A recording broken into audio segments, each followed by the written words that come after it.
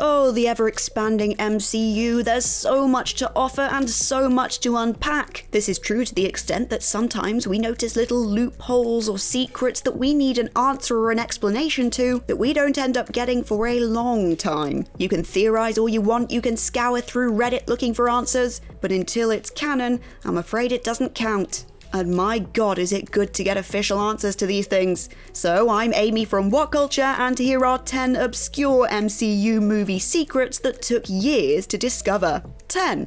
Tony Stark's Illuminati phone app. Iron Man 2. Back in 2017, Redditor BowJ discovered a devilishly well-hidden Easter egg in Iron Man 2, so cleverly concealed that it actually took someone almost 8 years to find it. When Tony Stark is attending a Senate hearing and starts tinkering around on his phone, if you look closely, and I mean very closely, alongside apps for S.H.I.E.L.D. and his various prototypes, you might notice an app labelled Illuminati. The app's logo even matches that of the secret superhero organisation's logo from the comics. And whilst back when this was made, this was probably just a wink and a nod to the comic book fans, it is an interesting discovery in light of the Illuminati's first proper MCU appearance in Doctor Strange in the Multiverse of Madness. Given that Tony's phone screen is shown for mere fractions of a second and the text is extremely hard to read, it's not terribly surprising that it took someone so many years to find it. 9. David Tennant influenced Scott Lang's choice of literature. Ant-Man and the Wasp.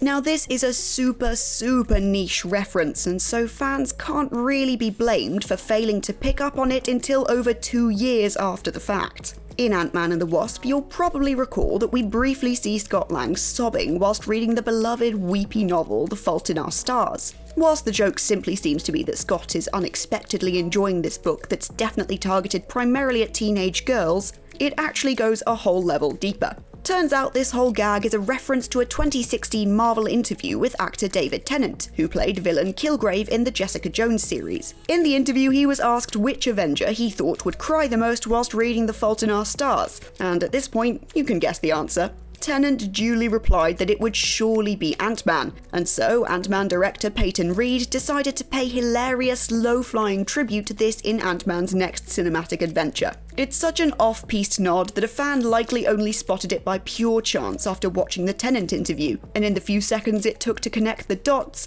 I bet the whole world rushed before their eyes. 8. The hidden Avengers logo.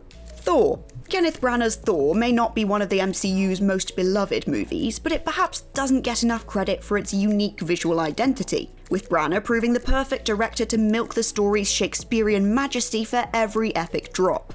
Branagh has always had a keen eye for composition, and anyone who's seen any of his movies knows this. Yet, one of Thor's most impressive visual flourishes went unnoticed for almost an entire decade. In 2020, nearly 9 years after Thor first hit the cinemas, Redditor Kiefer XJ pointed out that the mid-film overhead shot of Mjolnir being surrounded by S.H.I.E.L.D. scientists actually contains a hidden Avengers logo. Between the patch of lighter, circular dirt surrounding Thor's hammer and the A-shaped scorch mark beneath the hammer itself, the logo can actually be faintly made out. This is clearly no happy accident, but instead an astoundingly subtle nod towards the future of Thor, and indeed the whole of the MCU. 7. EXCELSIOR in SKRULL language. Guardians of the Galaxy. Though fans are still anxiously trying to find the one remaining Easter egg in Guardians of the Galaxy, one which director James Gunn says they have uncovered about 60% of, another secret was discovered in 2018, almost 4 years after the movie's release. A fan took to Twitter to note that Stan Lee's memorable cameo scene, where he plays a Xandarian ladies' man speaking to an attractive woman, contains some text in the SKRULL language which conceals a hidden message. The text translates to Lee's iconic catchphrase, EXCELSIOR, which Gunn himself confirmed on Twitter, making sure to add, of course, that that wasn't the final Easter egg and sending fans back out there to keep looking. Considering that only the most die-hard MCU fans would even consider translating some random alien text they find on screen, it's hardly shocking that this one flew under the radar. 6. Thor's fake ID photo was taken by Darcy. Thor. Another secret from Thor now, and one that went undetected for 8 years until Redditor The Man Without Fear TR brought it to everyone's attention, is the amusing story behind Thor's fake ID in the movie. We briefly see a fake ID created for Thor by Dr. Selvig, where he's listed by his comic book alter ego Dr. Daniel Blake, but the real Easter egg here is realising where that photo of Thor came from. If you recall the diner scene from earlier on in the film, Darcy Lewis takes a picture of Thor cracking a goofy smile on her phone, which in fact turns out to be the very same picture Selvig used for the ID. It makes total sense, of course, but it's easily missed if you're not paying total and complete attention, hence why nobody brought it up until 2019. 5. Dr. Erskine's alter ego, the Incredible Hulk. In the case of 2008's The Incredible Hulk, it's been easy for secrets to sneak through the cracks due to the simple fact that so many fans forget it's part of the MCU at all. And in fairness, it's probably nobody's favourite MCU movie anyway. However, there is a neat little surprise hidden in plain sight. When Emil Blonsky is injected with a variant of the Super Soldier Serum, note that the Stark Industry label bears the name of the developer, Dr. Reinstein. This might seem totally throwaway, except that Dr. Joseph Reinstein is actually the comic book alter ego of Dr. Abraham Erskine, who made his first MCU appearance a few years later in 2011's prequel film, Captain America: The First Avenger, as played by Stanley Tucci. Redditor throwaway J8203 brought attention to the sneaky reference in 2018, almost an entire decade after the Incredible Hulk's release, and in fact close to 7 years after the first Captain America. 4. X-Men Easter egg on Selvig's chalkboard. Thor: The Dark World. Considering that Thor: The Dark World is arguably the worst MCU movie, you can't really blame fans for failing to pick up on its hidden secrets.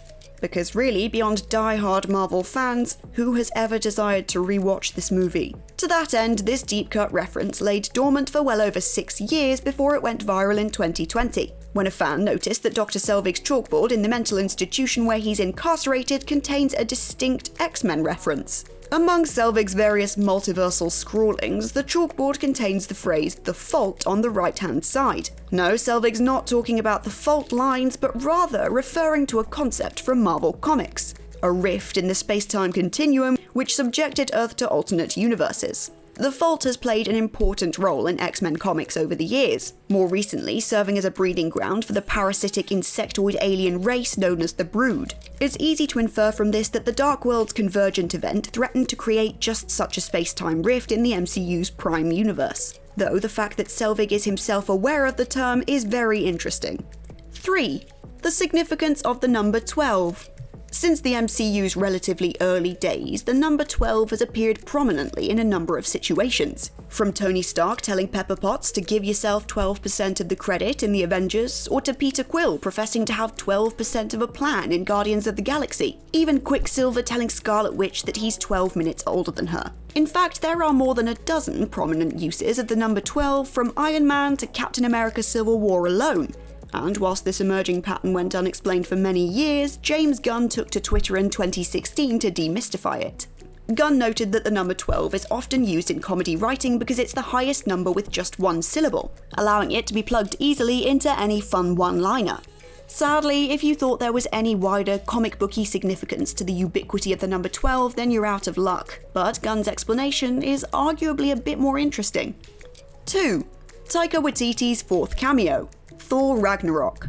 It's definitely not a secret that Thor: Ragnarok director Taika Waititi plays the role of quirky Kronan gladiator Korg, and you may also know that Waititi carried out additional duties, providing performance capture for villain Surtur and the Hulk. And you may also know that Waititi carried out additional duties, including doing motion capture for some other animated bits. However, Waititi actually had a secret fourth role in the superhero threequel, appearing for a few fleeting moments as one of the 3 heads on the 3-headed alien Hajo who's briefly seen on Sakaar. Though Waititi did admittedly whisper about this role shortly after Ragnarok's release, it largely went over people's heads. Until 3 years later in 2020 when Redditor ShadyAria25 noticed Waititi's distinctive face and their post went social media viral. With Waititi currently hard at work wrapping up post-production on Thor: Love and Thunder, be sure to keep your eyes peeled for his face in basically every single scene. 1. STANE'S musical giveaway. And here we conclude our list on perhaps the finest secret of the lot, quite aptly hidden within the movie that started it all, 2008's original Iron Man. You may remember a scene in which the villain, Obadiah Stane, who hadn't yet outed himself as the card-carrying villain, plays the piano in the presence of Tony Stark and Pepper. You couldn't be blamed for thinking nothing of it, but for anyone acquainted with classical music, it was a dead giveaway to Stane's true intentions. The piece of music that Stane is playing is Antonio Salieri's Larghetto from his piano concerto in C, and in pop culture, Salieri is commonly depicted as the rival of Wolfgang Amadeus Mozart, and potentially even his killer, as was immortalised in the classic 1984 film Amadeus.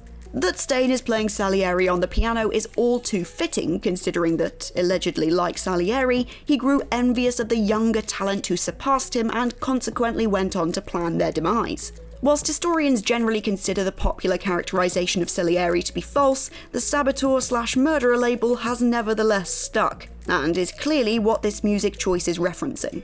Even with this right in front of our eyes, it wasn't until Redditor-capped Enterprise took note of the reference in 2017, over 9 years after the film's release, that this brilliantly sly flourish was picked up by the wider fanbase.